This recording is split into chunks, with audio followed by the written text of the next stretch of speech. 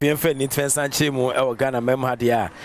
Ghana the senior national soccer team ekopie mu e World Cup Qatar 2022 na wrestling ma esi kwai bo matches best miensa edi ba ko pesu mu nkunim na ekonwe ne se de ma Ghana man tempa so no penfo eja ekwan edifi competition ase 12 days na fo makoma ko best dumienu na Ghana 8 wensa kodie me no ka se de amanfo hwe Ghana Football Association president enim se enkode ne nkomo ne na mane ne nkonta nyina betiansa betudwa na obi ahu se na niam esi ekọ so Sabri Enyadia Ghana for president of the Ghana Football Association Racket Edwin SimonOkrakunka Papa Enra eden komo kakra tuansa ba se World Cup no enye se bia odwane akotete anase wakohinta se na manfo bi ka no na mo ogide pa se ototo ne mayi na West Africa competitions awodo bi tuansa toto fema eno so bi tuansa boa ema football development e wo Ghana ha ene bimamu ina no niama akoyi ede aman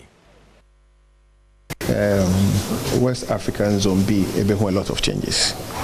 Already, you know, Medical announced the introduction of 2 new competitions. Bakombe for clubs are only second or various leagues in the zone. In Kantituna, Okaya Azakes champions, Onko compete, and then the club competition,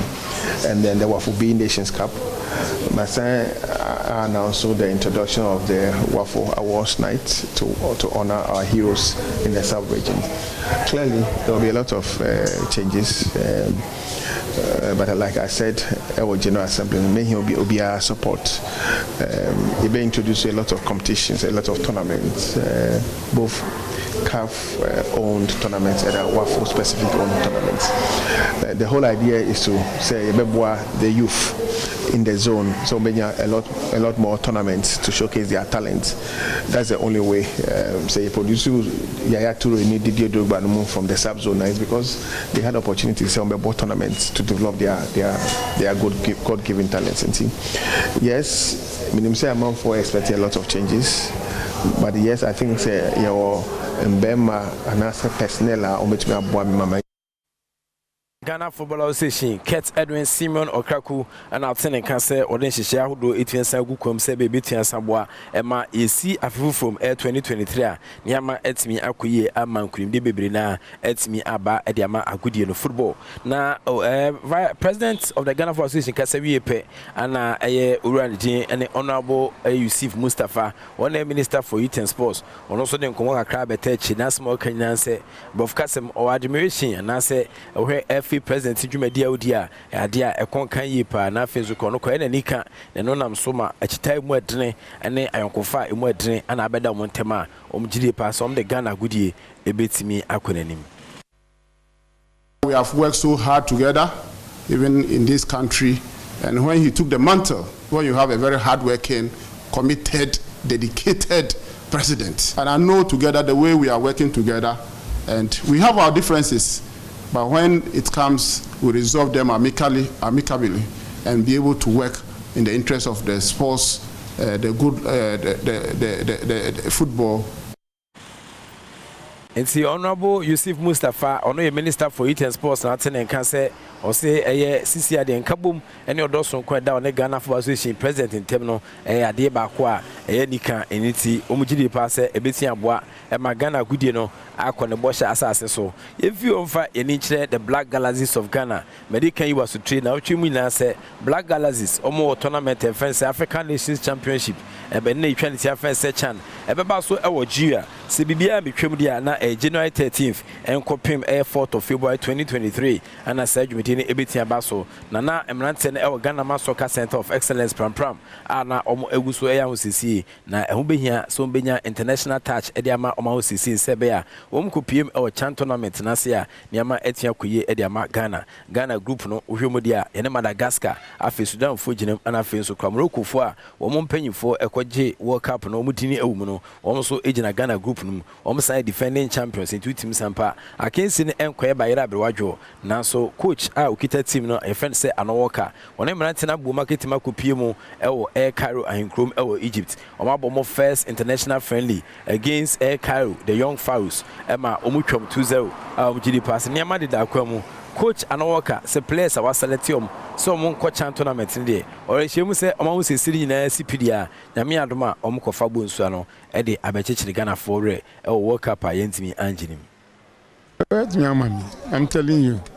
I'm not worried much. And when I say mistakes, I say me correctly.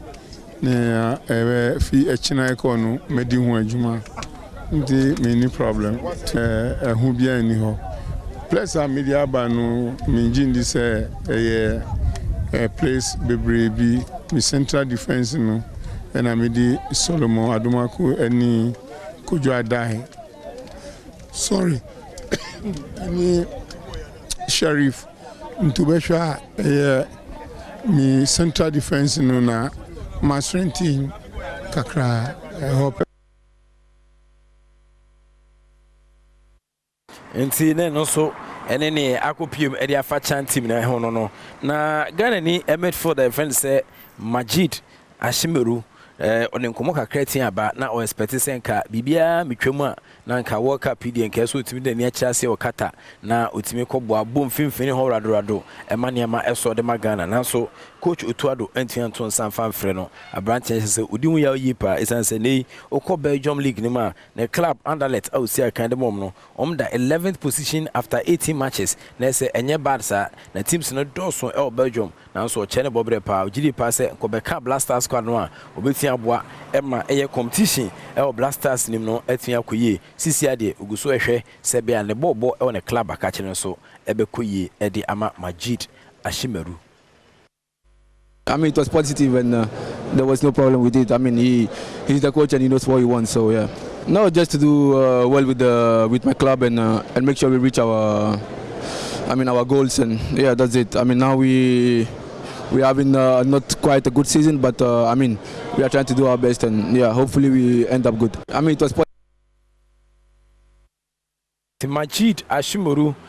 Black Stars midfielder. When Tianko World Cup ni bino. Ana also edin nkomo age no na yeko Blaster squad nim stella yet on 19 years old abrantie bia ono so fen se NS Nuama se ono so emagina misiaka osi aka dem Nordjylland bubuko no na ewo Denmark na abrantie NS Nuama na oka provisional list team betu dwa no emu final squad of about 26 ediko pim World Cup no na abrantie hwani dia enya dia ohu ono so ne nkomo a odi abeja sisia ne se ohwe nim se nyame adoma obekon kodenden ewo ne club side na danko bia no ye ton sa dia free Blasters players a ya ta so ta dia free no o make grade no na wakɔhye Ghana anuonyam. Well, it means a lot to me, and because this year was my first season playing as a professional, and when I started, it was a bit tricky. You know, I had to adapt in a lot of ways, but then when I had my game flowing, it became normal for me. But when I saw my name in a provisional squad, it also motivated me a lot. Then I also need to keep working harder, and hopefully nti akwalawe so 19 years old NS Nuama ana atene kan se odene komo age no si akadema Nordjylland Football Club or kan air provisional squad na nke de kopim World Cup na so when me make the final grade anko Qatar 2022 advantage nyame adoma obesa ba in a Rabadon style tiamanfo ehwe nanim hye so ma me say one expert. I've always told you that betting is better than sakawa bet the intercept ne say utwan befu a udin befu tiabusua de japade bisa asase agyaw eska ko ne champagne betia tebira nane akoton de keto akɔgye kɛseɛ nesrawo ohwemu ne sena nema esie kwa oni mu fini wotwe a ɛyɛ mfa ho engine e ka bet dia ɛno ane 1x bet na mu bet with money that you can afford to lose sika ɛyira enyo ya no ɛno ane di twa bet na mu kokɔbɔ nyina achi no still obeso twa bet dia manenye 1x bet omne betia boa ɛma osika sɛm so atimi akoye ɛde ama wo Jeffas mixture edu tetahwe ɛyɛ edu a ebetia saboa ma infections bi atitiu bia se gonorrhea syphilis candidiasis white fever na so di po a edu eboa emanema etime koye odi po akra de na sentem obi nya odi po na roni pitutu asisi a otim sampa ekirasem eche mayanka bomodin da so sabetin aka Jeffas edu betin aboa emanema atotoye ede ama Sedmo gel and roll your ultimate pain relieving gel ye kan ya die pain fi pampa so be pemo na ase no etu ase yi firi ho na eboa emanema ekoye ede ma kwa shaman me market na fetema enye na hokran set me kebia ebetin aboa ema apomodon sem so agina pintin awrade mu obetia from 020-821-9129 na one sedimo gel and roll on yenhwehwe nkomo yenhwemwa emaniama 1822 yemfama omadama woman attached boy men no penso I will kensi unsempa en sakaye ewo Adom TV bronya pata kasi yesi no yede ebreo ema hu sena niama esie konkomo aka ne doso sister Sandy be a guy and so achechene befu in terms of entertainment the Ghana hade agese bia otafra batwe untimi no komo de ba na edoso pa me the Enoch kwasi wolanyo wala sa gudi cash ba kope and am gina of course evidence based presentation itimi jawo erade entene ni ma onye okese enyifi bebia ni da so ni na onfa nko bebia ni da so. The act of being a good guest is to not to say Merry Christmas.